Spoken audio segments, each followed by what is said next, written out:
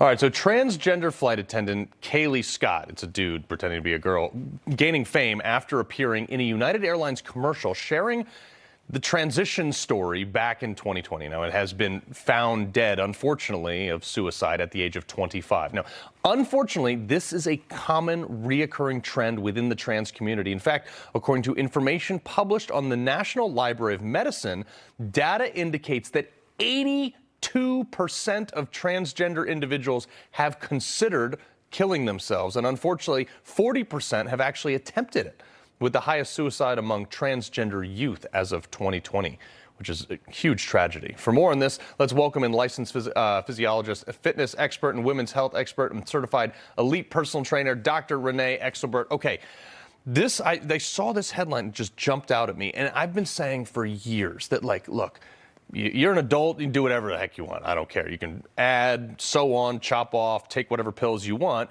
to pretend to be whoever you are or want to be. Now, this said, the kids movement, when you have percentages of suicides, is the transgender movement just a coping mechanism to deeper issues, do you think?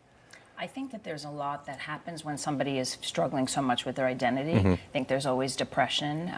They're dealing with so much discrimination and bias. And so we do, as those statistics just revealed, 56% of transgender youth are actually attempted suicide. Yeah. In comparison to, cisgender youth, it's only 18%. So those are like staggering statistics, really, really heartbreaking. Yeah, but how do you have the conversation? Because now if I go out and say, no, you're a boy, you're not a girl, I'm considered the bad guy. But how do you have the conversation with somebody who may have underlying mental disabilities or things that need to be addressed that are leading to suicide outside of the transgender movement?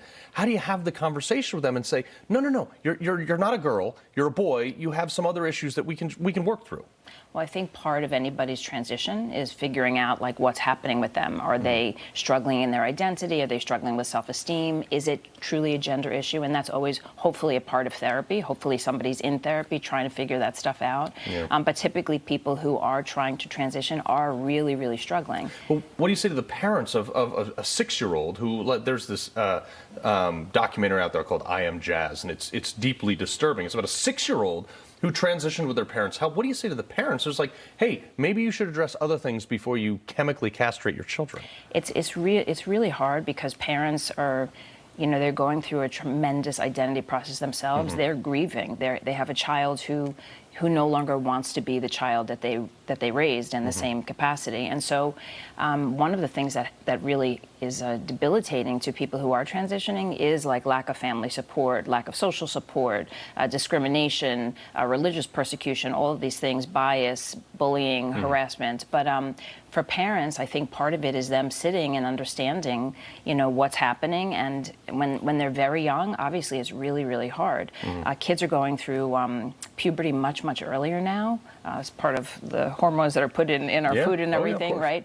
But it is very hard because when a child is so young, it's really difficult to understand. Horrible. I want to get your reaction because the tables are kind of turning on this. Now, the World Athletics that were banning transgender women from competing in female world ranking events as women's expert and certified elite trainer. I mean, talk to us about the fact that this is a big step in the face of the woke movement, but also it's kind of like, hey, wait, hold on, let's get back to normal here, no? Well, I think that it's really difficult when we have, men and women biologically are different. So that speaks to just an inability to reconcile that.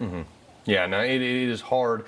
I've said from day one, like, dudes should not be competing against women. I have a daughter, I have 2 sons, and like, I don't even let them fight amongst themselves. So why would I let them fight against other people? But Dr. Renee Exelbert, we appreciate your insight on this. Thank you very much.